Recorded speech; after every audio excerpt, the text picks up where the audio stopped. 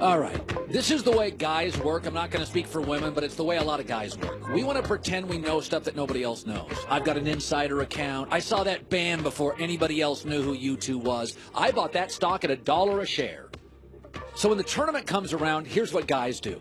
Oh, yeah, like, I know I've seen, like, Mount Panera Bread State Tech play. They're awesome. I saw them play Roast Beef University like a couple months ago. They're going to be everybody picks upsets. Stop. We had a committee. They watch games. They know who's good. Every guy tries to tell you, ooh, wow, look, this team, that team. Since 1985, let me throw you a number. So 1985, 30-plus years, when they expanded to 64 teams, a 1, 2, 3, or 4 seed has made the Final Four 110 times. Every other seed together, 22. Okay, of the 30 champions, let me get this number. Of the 30 number ones, let's see, 20 champs of the 33. 20 champions of the 33 have been number one seeds. Okay, 1, 2, 3, 4, 5 seeds control the tournament. Okay, now, by the way, don't confuse that with saying all number 1 and 2 and 3 and 4 seeds are great. I'll give you an example. Cincinnati's a 2 seed. I don't like them. They can't shoot. I saw them play live, saw them play on TV, struggle offensively. I don't think they win a bunch of games. They'll win a couple, not a bunch. Xavier is a number 1 seed. I think they're overseeded. They have one guy who can score.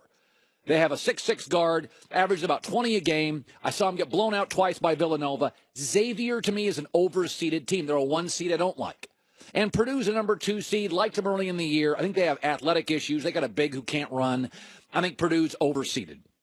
So I'm not saying I love all the 1 and the 2 seeds. I'm saying when we get to the end of it, it's going to be a 1, a 2, a 3, a 4, and probably a 5 seeds. They're going to dominate the tournament. In the last 15 years, here's what we know.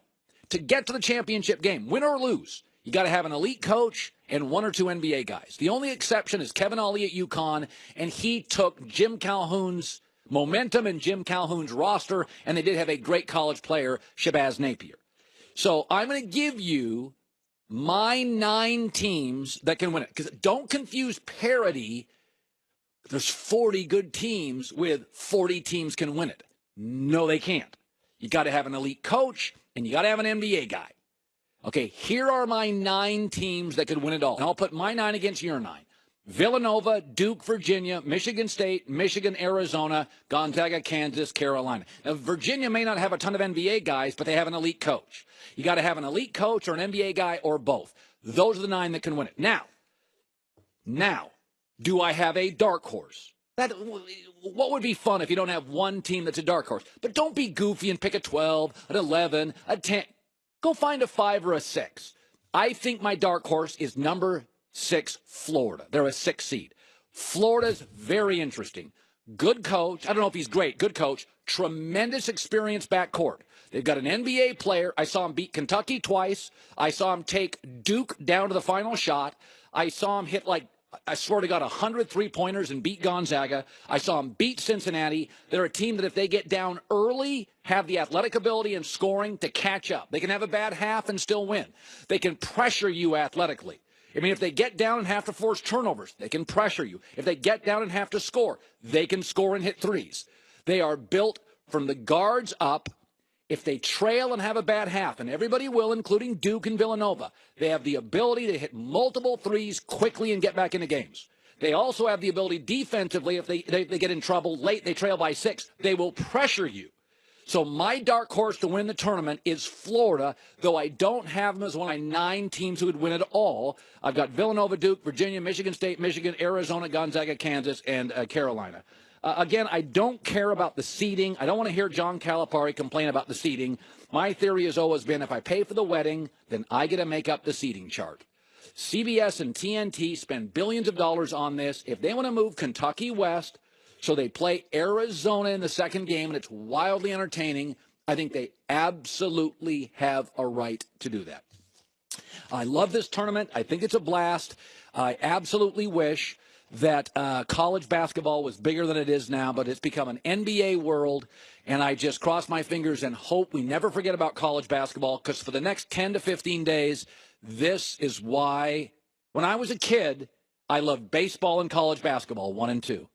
That's what I loved. I loved baseball 45 years ago, and I loved college basketball, and I miss it. I feel like I've lost a friend. It's now not a 10-month sport; it's a 3-week sport. So there's my layout. Say goodbye to the grocery store. Hello to HelloFresh. $30 off your first box. Go to hellofresh.com/Colin. Free shipping. Christine with the news. No. Turn on the news. This is the Herd Line News. There you go. Now you can hear me. Yep. Lakers beat the Cavs last night, 127-113. Yeah. And to be fair, Kevin Love wasn't playing. Tristan Thompson wasn't playing. Although you said Tristan Thompson doesn't really matter. Yeah, he's become a really odd player on that team. That against good teams, I mean, where are you going to put him on the floor against Golden State? It's like he's okay. Rodney Hood was also out. So LeBron obviously very aware that he's missing a lot of his team, and he is blaming this loss to the Lakers on that. Listen, I mean, at the end of the day, you got to want the most out of whoever you got on the floor. And, you want to get the most from whoever's playing. But sometimes you just can't overcome this many injuries that we have. I mean, we have pretty much 5 guys out of our top 9 or top 10 out of the rotation or not playing because of injury. So and it's next man up, but sometimes you just fall short. Can you judge what we have on the floor? Well, can you just judge if you're heading in the right direction? You don't know. You don't know. It's always something. It was actually a bummer because I really wanted to watch this game last night, and then it's like, okay, Rodney Hood not playing, and Brandon Ingram's not playing for the Lakers. I really was bummed that Brandon Ingram didn't play because the Lakers aren't the same without him. Yeah. And I kind of wanted to watch this and go, okay, I want to see the Lakers against LeBron. And it was a bummer. It was almost like if you go to a UFC card and like 2 of the fights get burned or I didn't feel. It wasn't the game I was anticipating. And you only get to see them playing Lakers one time in LA. Yeah. But when it's towards the end of the season, this is kind of what happens, unfortunately. No. Rodney Hood could miss a playoff game. Absolutely. Yep. At shoot-around, though, LeBron was asked about the free agency rumors, obviously, because he's in LA.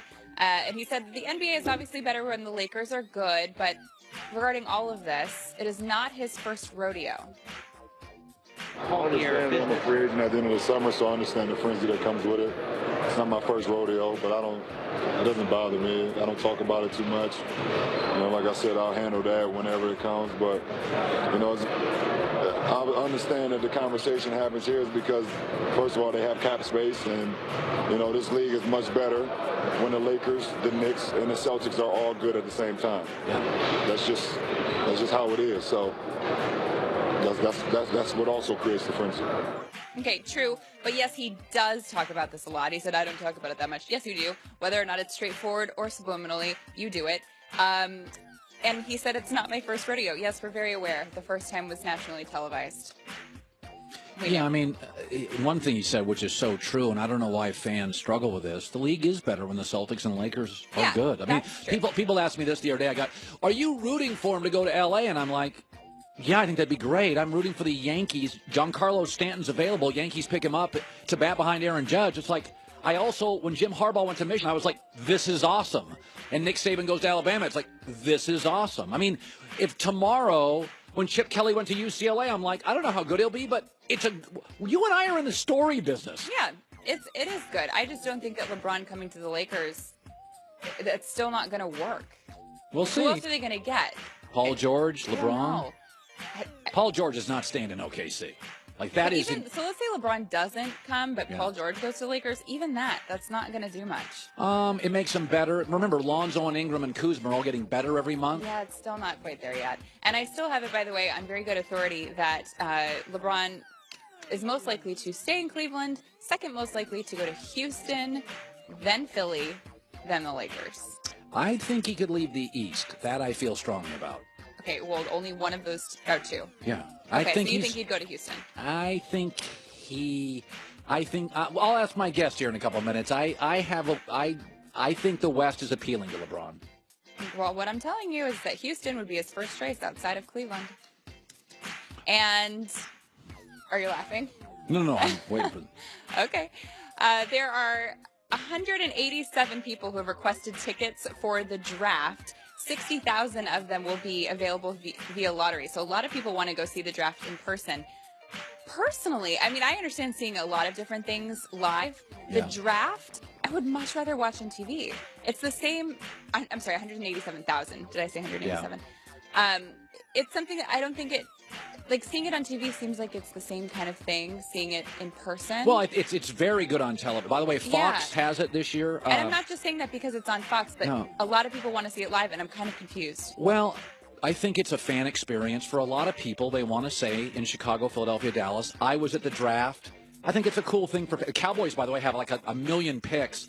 It's, you know what it is? It's a beer garden selection show. It's a humongous beer event, 4 days in town. Everybody the NFL does a really good job with this thing when they put the draft now in cities.